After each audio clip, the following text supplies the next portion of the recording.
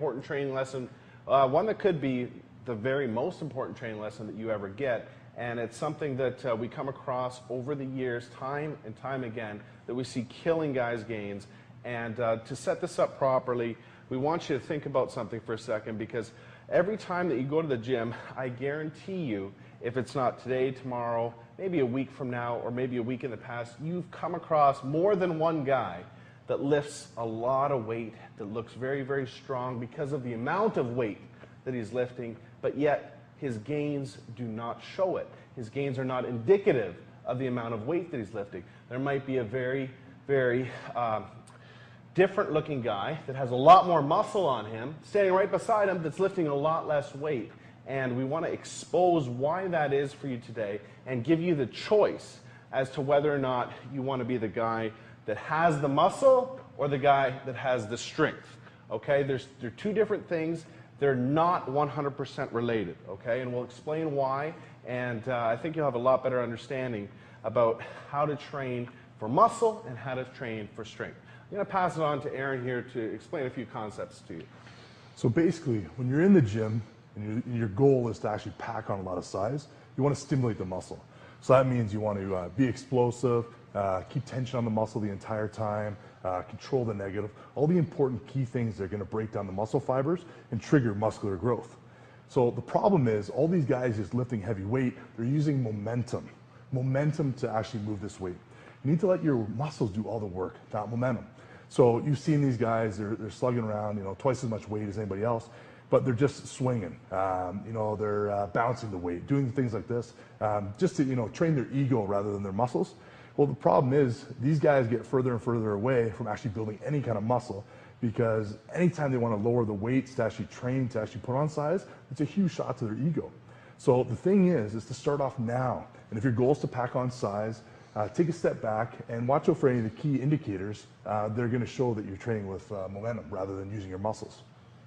One of the key terms that we have to talk about here is time under tension, okay? Meaning that the actual amount of tension and load that's put on the muscle is the most important thing for actual muscle size if you had to choose one particular factor, not the amount of weight that you're moving. The fact is that you can make a lighter weight, for instance, a 35-pound dumbbell, feel a lot heavier to your muscle than a 50-pound dumbbell if you're just swinging the 50-pound dumbbell.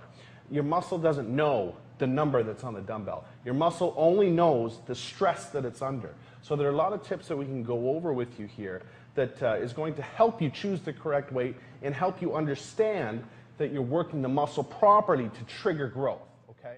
Just as Kyle said, you want to make sure moving your actual arms up and down, you haven't engaged. I don't care if you have 2 plates of 45 on either end. If you don't feel that after the set, you're not triggering maximum growth. It doesn't matter how strong you are. That's why some guys look very, very skinny that lift a lot of weight, whereas a guy, that may be lifting 30% less looks bigger, fuller, and more muscular. That's also the reason why certain power lifters look the way they do, where they're throwing up tons and tons of weight, but their results don't indicate that amount of weight. So there is a conscious decision that you have to make at a certain time in your training career, whether or not you want to train for physical muscular development and size, or if you're going to be one of those guys that is completely concentrating on strength. There is a combination in there, and yes, muscle size does help with strength, but they're not 100% related.